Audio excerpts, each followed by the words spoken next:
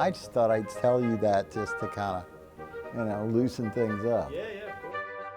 You start understanding that there's no challenge that I can't reach. Hi, I'm Joe Cassilly, and here are my 5 insights.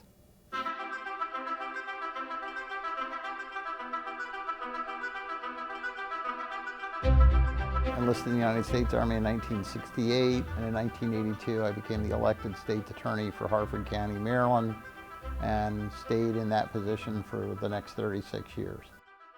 I was with a Ranger unit. There were about 10 Ranger teams of 6 to 8 guys.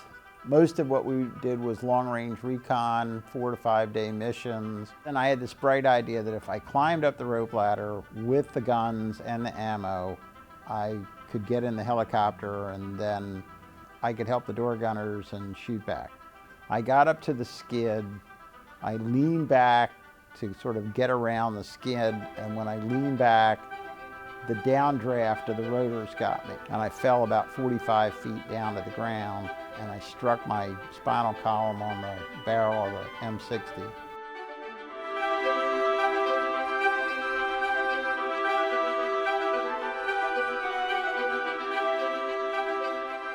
Insight number 1, military experience shapes you in a positive way. I mean, first of all, there's the training and the confidence that that gives you is amazing. You start understanding that there's no challenge that I can't make, that I can't reach, that I am not up to. Think of any other training or experience that gives you that invincibility. That will see you through the rest of your life. If I can get through the stuff that I've already been through, if I can get through facing down guys that are shooting at me and shooting back and taking care of my friends, I can get through any challenge. Insight number 2, your military experience follows you home. I think a lot of us felt like all we had to do was get through Vietnam and get back in the real world, and everything was going to go back the way it was in the beginning. And that didn't happen. Even if we didn't think things had changed, we had changed. The families we came back to, the friends we had, I think reacted differently to us. Maybe we didn't know why, maybe we didn't understand, but all that combat experience and what we went through had changed us, and it just didn't go back to the way it was before we were soldiers. Insight number 3 is you can't give orders to civilians. When you were in the military, things worked a certain way. When you told people things, the military is all set up for people to obey that stuff and not question that stuff. People come home and they're still giving orders. If you try and translate that military management stuff into the workplace, people get resentful. In the family, that's a big part. I mean, I run into family members who want to say that somebody's still behaving like a sergeant or a captain or somebody like that even when they're at home. You got to look at what you're doing and understand that's not going to work. On the other hand, there are a lot of great experiences from military management and leadership that you can use, that you can adapt to the civilian world.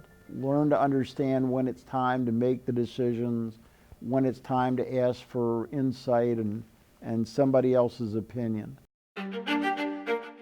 Insight number 4, mental health help is not a bad thing.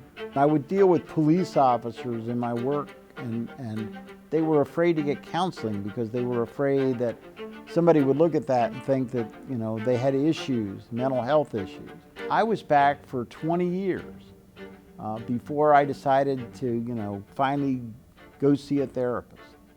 She explained to me that the effects of stress for a lot of people are you put them in a box in your mind. You find a place to cram them in there, and you put the lid shut and you hold it shut. subconsciously using part of your mind to hold the box shut all the time.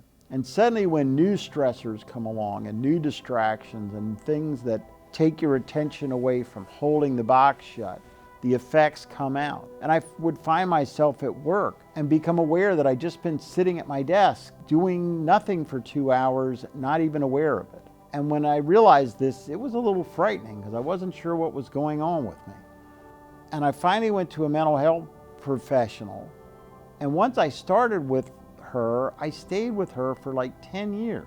And I'm not telling everybody you got to do mental health work for 10 years, but I think I had issues from combat and stress, from my disability, that I needed time to work through.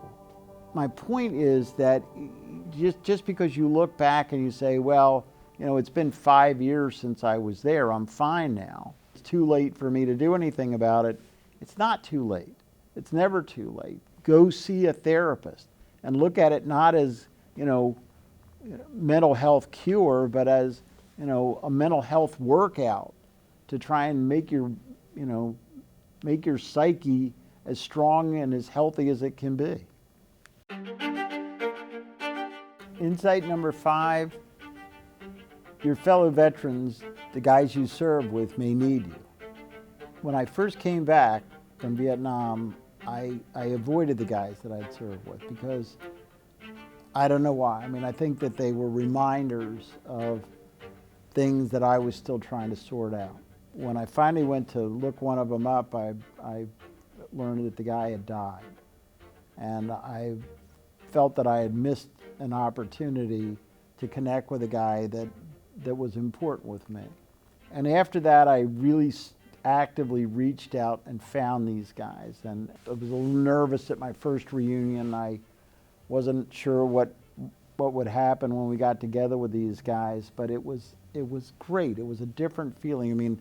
Veterans take care of each other. Being with those guys is like a group therapy session. You don't have to talk about what you did and what happened because everybody already knows that.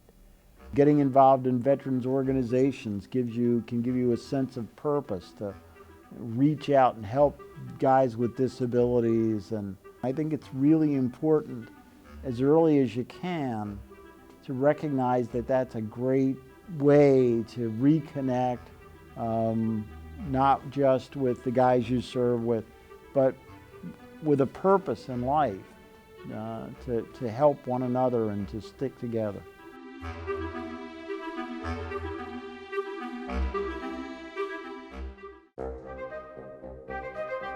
From my bio. I know. The wife says, because the bartender just called and said you forgot your wheelchair.